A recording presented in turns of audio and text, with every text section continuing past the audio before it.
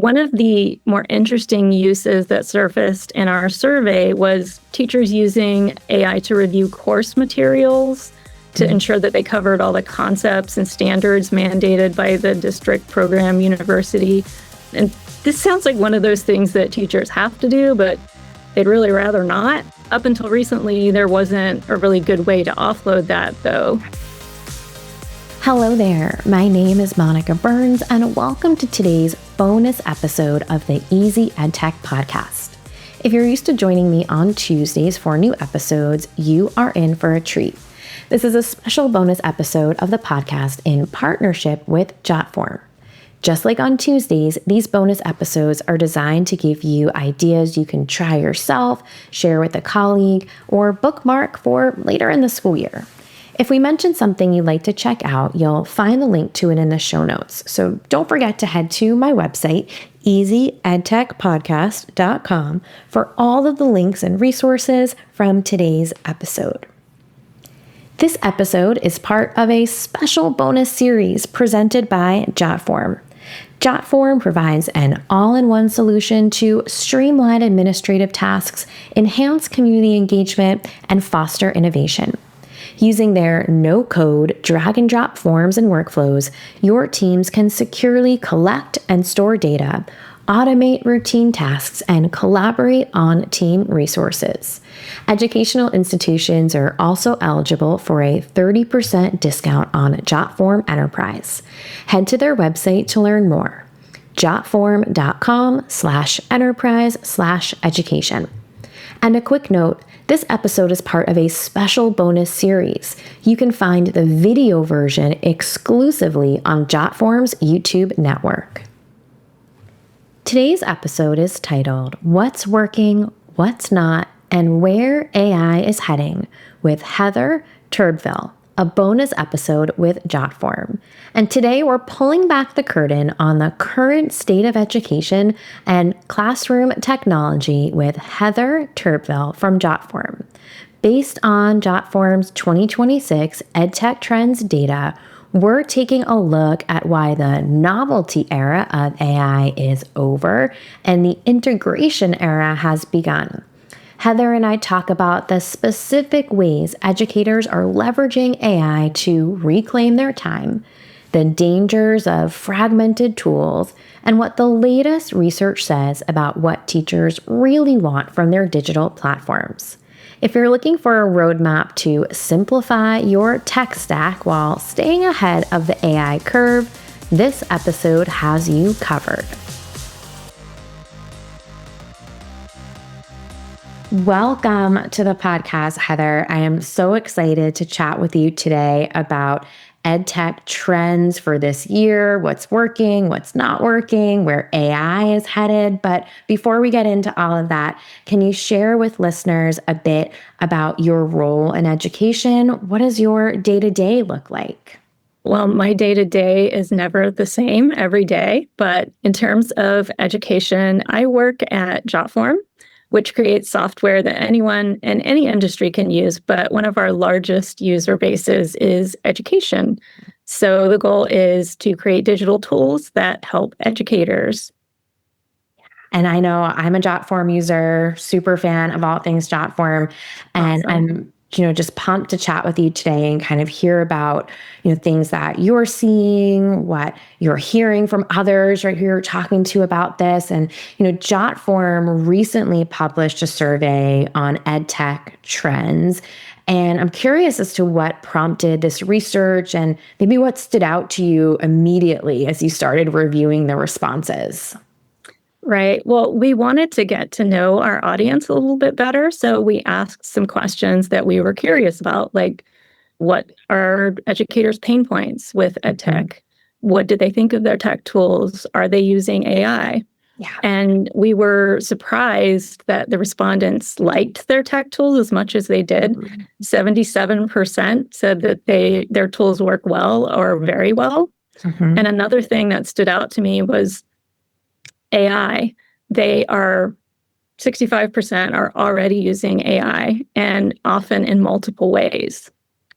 That's wild, right? You sometimes, especially from the ed tech side of things, we're always a little concerned that someone might have, an experience where they feel that tool overwhelm or that they don't think things are working with them. So especially having surveyed, your user base, right, to get those Hmm. great numbers and just the AI of it all. Like I sometimes, think about what I'm seeing in my conversations. A lot of times I come into a school or district or work with them virtually, and I'm there to talk about, ed tech or AI uses for instructional planning. So, my kind of observational data might be a little skewed because, those are folks who are like ready to jump into the conversation, are already showing some of that curiosity. So that's great that you are able to get kind of a larger sample size, Hmm. right? That, is probably coming with a bunch of different perspectives. And, from a content and research perspective,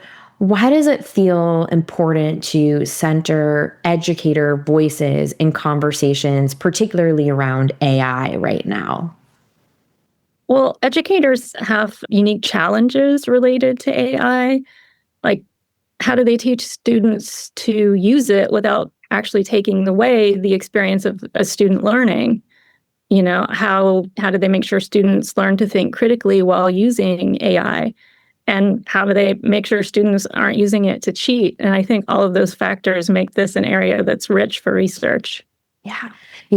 Those are concerns I hear, right, in conversations with educators this week, kind of in the midst of a multi-part series I'm doing with a group of New York educators. And that's been one of the things that's front of mind, right? Is how do we bring this to students, maybe without really bringing it to them? Or are we ready to have these conversations where kids are pressing all the buttons in these AI tools?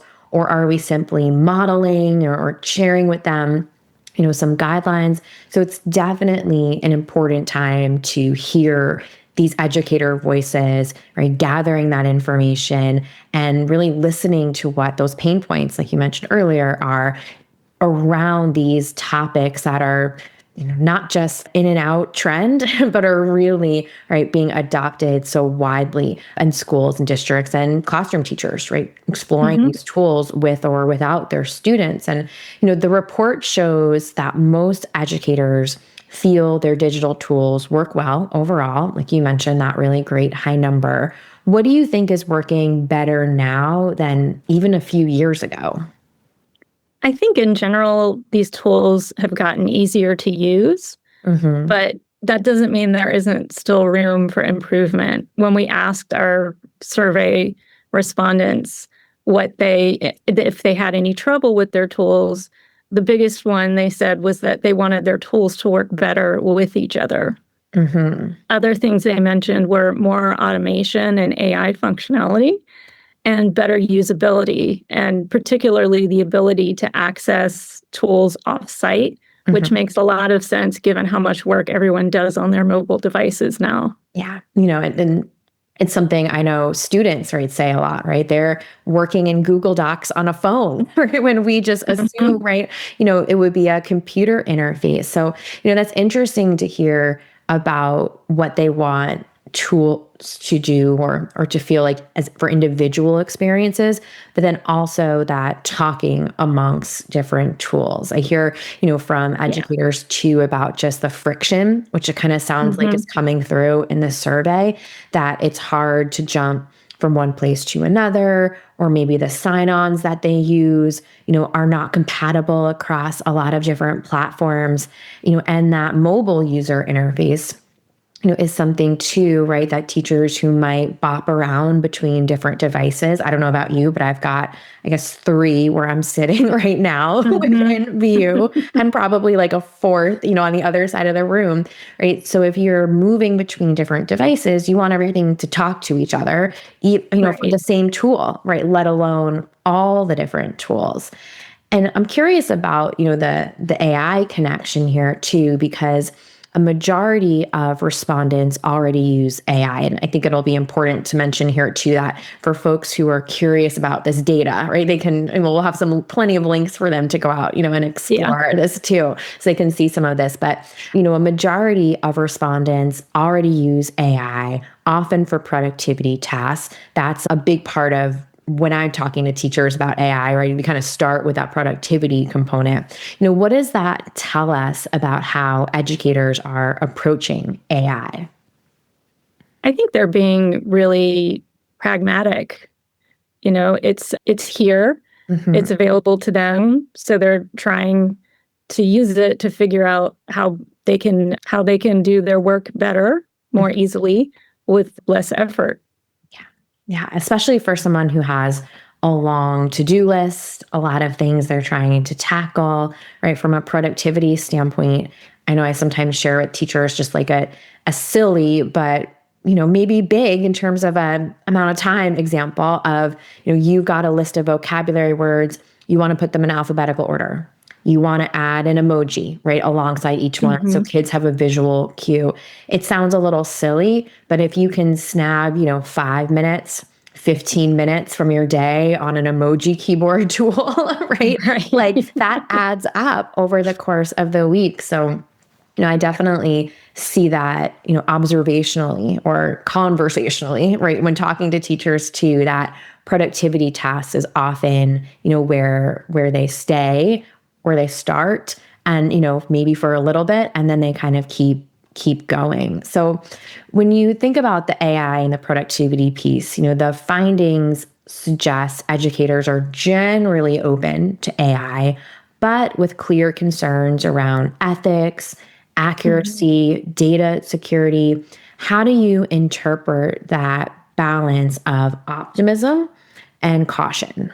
I feel like I'm going to say some of the same stuff I've mentioned before, but I think they're being realistic. Generative AI is so ubiquitous, you can't ignore it. And according to our survey, most of these teachers have found it useful themselves. But as we've seen, LLMs hallucinate, so you can't just trust what they produce. Also, students can use it to cheat, so that needs to be addressed. And data security is a concern for anybody who does anything online, especially for minors. Plus, everyone in the U.S. in education has to abide by FERPA. A quick note from the presenter of today's episode, Jotform. Jotform lets you build a form in minutes. Student survey forms, homework submission forms, online quizzes, and so much more. You can start from scratch, or if you want to get a head start, check out their collection of free form templates designed with teachers, schools, and districts in mind. Learn more about Jotform and how educational institutions can get a 30% discount on Jotform Enterprise. Head to their website to learn more. Jotform.com/enterprise/education. So, those are all things, right, that, educators, right, anyone who's consuming, right, or actually interacting with generative AI content in particular, right, creating something is kind of holding on to all of these things, right, at the same time, right, they feel comfortable doing, what they have permission to do, should they be in an educational setting, you mentioned FERPA, right, those are all things, I don't know if I want to say like to reckon with, right? But really do have to work that out, right? What you're comfortable with, right? The same way when you are using maybe a smart home device, right? You are having to make a decision on whether or not it's worth bringing that into, right, a space that you live in and how you're using it, right? Or interacting with that. So we make these decisions consciously, right, and unconsciously maybe, right, throughout the course of, our week. And that's so true of these AI tools too. So, I guess I'm not surprised to hear, right, that you found that a little bit, right, in the data, because I know I hear that just kind of casually with folks. I'm sure you do too. Right. So looking ahead, now that you have gone through this survey, you've reviewed, right, the results, and and looking at, AI, right, evolving from this productivity helper to something more embedded, right, educational workflows, right? How do you see this evolving, over the next, say, year or two? Well, instead of just using it for things like lesson planning, I think, or just paperwork, I think teachers will probably work on integrating it more into the classroom. One of the more interesting uses that surfaced in our survey was teachers using AI to review course materials to ensure that they covered all the concepts and standards mandated by the district, program, university. And this sounds like one of those things that teachers have to do, but they'd really rather not. Up until recently, there wasn't a really good way to offload that, though. So I can see uses like this becoming a part of regular educational workflows. Yeah, it's also a thing that takes a lot of time, Yeah. a lot of brain capital too. So whether it's offloading a particular task or offloading a set of maybe, low lift tasks that sure you could do, right? They don't take forever. Doesn't even take that much energy perhaps to do, that mental energy. But if you are doing a lot of those things, right, by the end of the day, right, your brain capital is, right, a lot lower. I'm sure you've had this experience. Just this week, I said, I can't do this now. Like, this is a tomorrow Right. thing. Like, Yeah. I'm at capacity. I could try to do it now, but it'll take me twice as long. I might as well, like, wait till I'm recharged a bit to dive in. And so that's interesting that you were kind of seeing certain things in the survey, but then, right, this shift from maybe that productivity helper to something more embedded in that educational workflow kind of might be the next step for people. Yeah, I did also want to mention that this is more in terms of administration, but I think the use of AI agents for customer service functions will become more widespread as well, like having an agent on an admissions webpage answering questions 24/7. Yeah, I'm so glad you mentioned that because sometimes when we think about, right, educational workflows, we're thinking of like our own individual experience, not what it looks like to support the community, right? And it may be, Yeah. right, that someone goes to an admissions website, someone simply is trying to find the calendar, like on a district homepage, right? And if you have that agent, that chatbot built in, right, that's going to save a lot of that, that manpower, if you will, for making sure that person has the support that they need, at least at that first pass, right? They might need someone, they might need to talk to someone, Right. But, if that's getting a quick 24/7 answer to a question, that's huge in terms of supporting, the larger community. And it kind of gets to the next question I wanted to ask you. The report highlights interest in these AI features like automation, assistance, those smarter workflows. Which of these do you think will become expectations rather than the nice to have, which is the category we might be in right now? Right. Honestly, all of them. I think that they're all related to the same thing, which is helping teachers get work done more quickly with less effort. And the what I think will be more important to teachers than how. Yeah. And just making sure that they, right, understand what's out there, right, what's available, right, what options they have, right. I think that idea of, all of these things becoming expectations, right, is going to definitely, be the direction that we're headed in, down the line. So for someone who, is reviewing this information, is taking a look at the report, they can dive into some of the more granular details. They might bring some of that data back to a district planning meeting when they start talking about allocating resources or, what general trends are, right? Lots of ways to use, rich research and survey data like what you all have created and now shared. For someone who hasn't opened it up yet, right, who hasn't, spent some time reviewing the data, if you had to summarize the report's message in just one sentence for educators, what would it be? Educators don't need better digital tools. They need digital tools that work better with each other. I love that. I love that. And I think that really does paint the picture, right, of what, someone might try to say that, right? Or like that's what they're getting at. But I love that idea that educators don't need better digital tools. They need digital tools that work better with each other. I think that sums it up perfectly. And that is that pain point that someone might be trying to tell you, right? If you're a coach working with a teacher and, they're frustrated or they're feeling overwhelmed, right? That may be, right, what that pain point is for them, and they might not articulate it like quite as clearly, right, in that moment of frustration. But I think that really is, what teachers are sharing, right? Casually in conversations, and then of course more formally, right, in all the data that you've collected. So Heather, this is super useful for lots of different stakeholders in education who are, curious about what educators in wider spaces outside of their community might be thinking, right? But then taking this back into the work that they do. So we'll make sure to put plenty of links in the show notes where people can learn more about this. But maybe for someone who's on the move right now, who's just listening in, where can people connect with you? Where can they learn more about your work? So you can feel free to email me. My email address is heather@jotform.com. And we have lots of educational resources on our website. As you said, you're going to be including a lot of those in the show notes. Also, the report itself is free to download. You just have to fill out a brief form, and then it's yours.